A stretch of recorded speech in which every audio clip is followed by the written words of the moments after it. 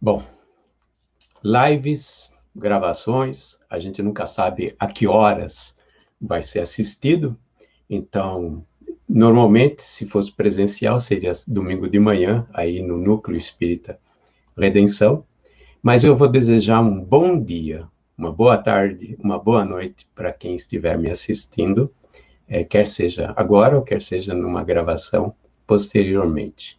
Quero agradecer à equipe do Núcleo Espírita Redenção pela oportunidade de falar um pouquinho com vocês hoje. E como nós estamos no Setembro Amarelo, obviamente que eu gostaria de deixar algumas palavras a respeito dessa pandemia, desse problema de saúde pública que chama-se suicídio, né?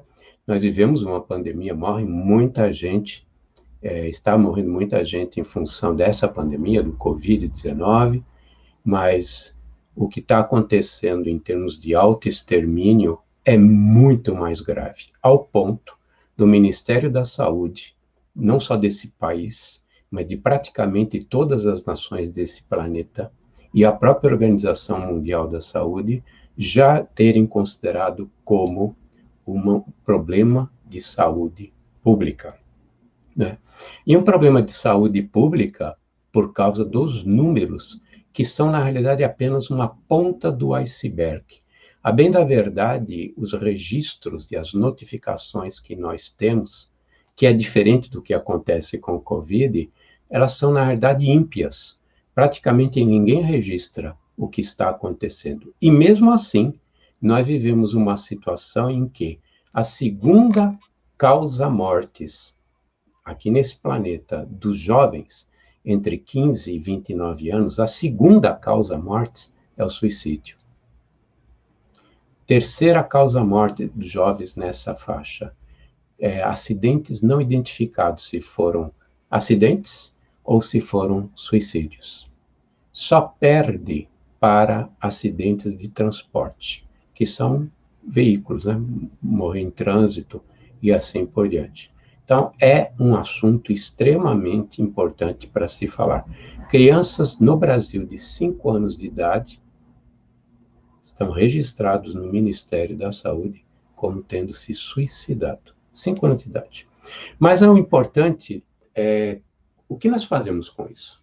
Não são as estatísticas, e também o tempo é breve, não pretendo entrar na questão das estatísticas. O que nós fazemos com isso? Jesus falou, fazei aos outros o que gostarias que vos fizessem.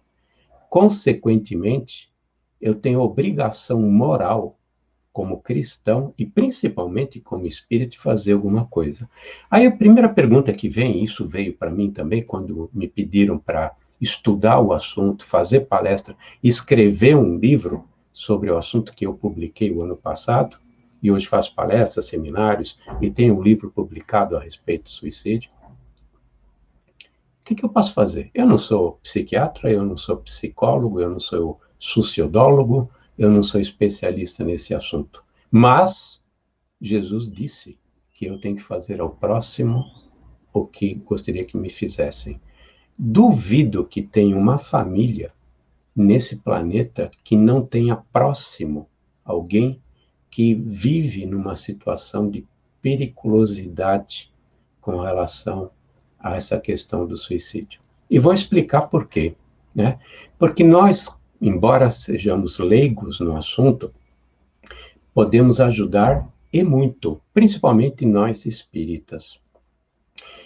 Um estudo que foi levado a efeito pelo responsável do Departamento de Psiquiatria da Organização Mundial de Saúde, publicado no ano de 2002, incrivelmente o diretor desse departamento é um brasileiro, psiquiatra brasileiro, José Bertolotti.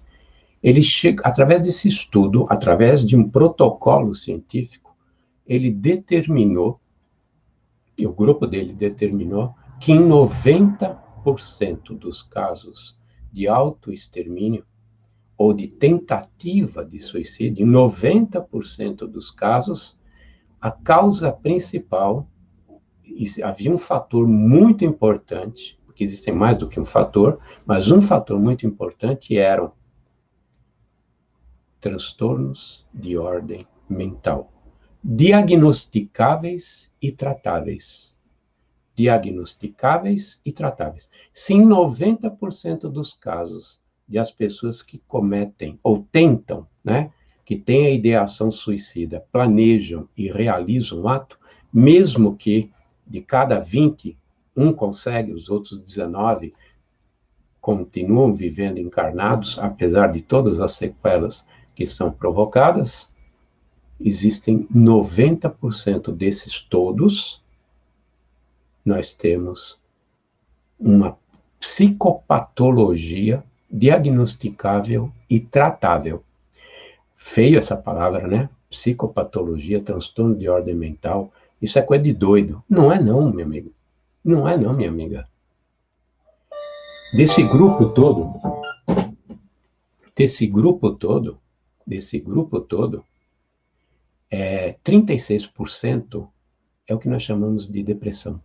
Porque transtorno de ordem mental, está lá, depressão, uso abusivo de drogas lícitas ou ilícitas, transtornos de ordem de personalidade, a pessoa que é bipolar, a pessoa que é narcisista, a pessoa que se isola, é antissocial, as que têm toque, tudo isso são psicopatologias. Elas são diagnosticáveis e tratáveis. E pior, são identificáveis. Vai dizer que o amigo ou amiga não identifica alguém que está próximo, que está em depressão, como estado patológico. O estado depressivo eu posso estar, perdi um parente, eu vou ficar em estado depressivo alguns meses, talvez 1 ano, 2 anos. Mas depressão como patologia se verifica. A pessoa não levanta, a pessoa não quer abrir a janela, não quer ver o sol, a pessoa não quer nem procurar médico, porque está tão desanimada, tão triste.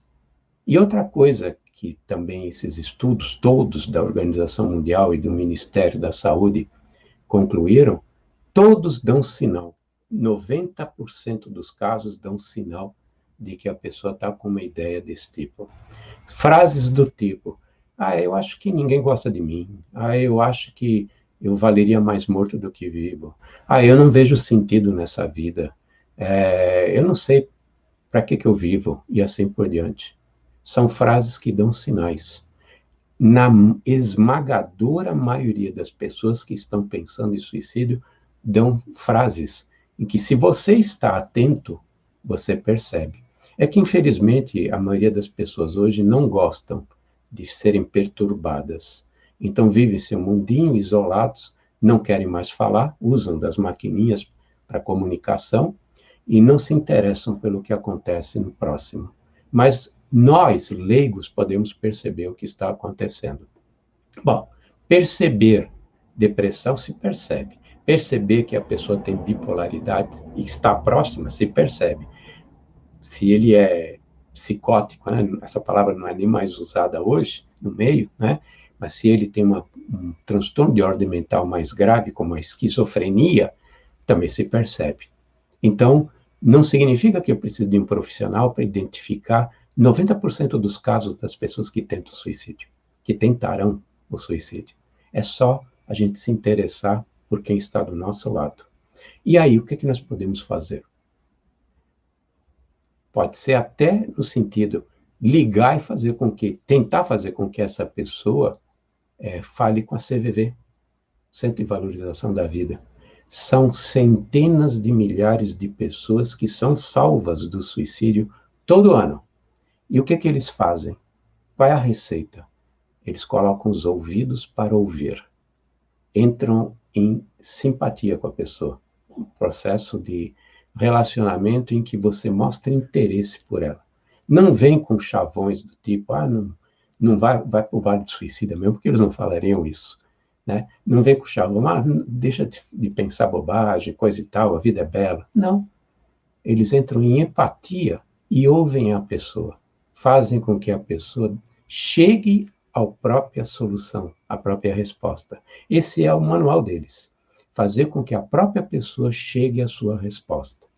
E são centenas de milhares de pessoas salvas. Mas tem um outro fator importante.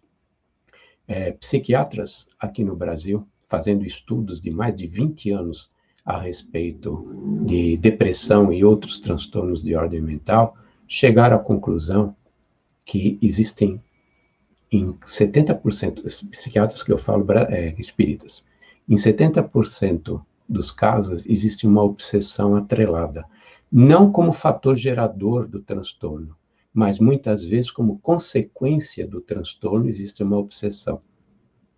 Procura levar num centro espírita, procura ajudar de alguma forma, tomar um passe. Pessoa que está deprimida, que tem transtornos, costuma ter uma psicoesfera muito carregada.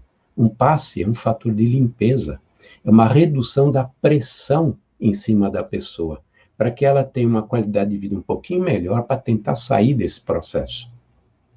Uma orientação espiritual para depois redundar num choque anímico ou num trabalho de desobsessão, para redução desse fator adicional de pressão em cima da pessoa que tem a ideação suicida.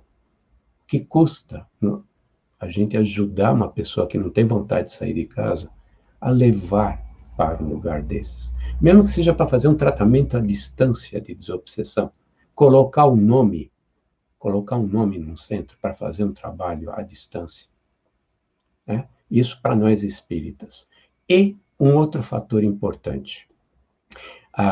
Os transtornos de ordem mental normalmente mexem com a bioquímica nossa cerebral. Então, por isso que é necessário o psiquiatra, porque o psiquiatra tem condições de identificar qual é o melhor remédio para restabelecer a velocidade dos neurotransmissores que são afetados principalmente na questão da depressão. 36% de todos os casos de suicídios têm atrelado o problema depressão. Se eu restabeleço a bioquímica, eu dou uma qualidade de vida para que a pessoa tenha mais ânimo para os enfrentamentos necessários para resolver a sua problemática, porque existe uma problemática. A Joana de Ângeles, por exemplo, ela comenta, num livrinho que eu vou até olhar aqui para não esquecer, Receitas de Paz, ela diz que a maioria das depressões são frutos de coisas que vêm de outras reencarnações, e principalmente de espíritos que vieram com o programa reencarnatório para resolver seus problemas, reharmonizar-se com pessoas, reharmonizar-se com a vida, mas na hora do vamos ver, renteiam o caminho. Ou seja, na hora do vamos ver, eles decidem não fazer nada. E entra um choque terrível entre a consciência e a pessoa com a sua decisão de não cumprir o seu programa reencarnatório de reharmonização com a vida, reharmonização com pessoas, reharmonização com si mesmo. A consciência, ela cobra. E esse choque acaba gerando problemas de depressão. Joana de Ângeles, não é Fábio, não é psiquiatra. Eu não sou psiquiatra, mas nem é psiquiatra que comenta isso, certo? Custa a gente ajudar a pessoa a ir a um psiquiatra para restabelecer uma certa qualidade de vida? E depois, vamos aos enfrentamentos. Os enfrentamentos são feitos com psicólogos, enfrentamentos são feitos com conhecimento, estudo, por exemplo, da doutrina, no sentido da pessoa entender coisas como essas que nós estamos falando, né, sobre os problemas e transtornos que a gente traz de outras reencarnações, a necessidade de trabalhar como médium, por exemplo. Quantos médiums não entram em transtornos de ordem mental porque fogem da tarefa? Custa a gente ajudar o nosso próximo a ir a um psicólogo, procurar um psicólogo ou procurar um centro espírita para fazer um tratamento? Eu não preciso ser psiquiatra, nem psicólogo. Preciso ser um espírita e um cristão principalmente para saber que eu posso ajudar muito. Eu posso identificar, porque são sinais visíveis, posso ouvir o que a pessoa fala e colocar meus ouvidos para ouvir e agir, obrar a cada um segundo suas obras. Um domingo maravilhoso para vocês e um beijo no coração de todos. Até breve.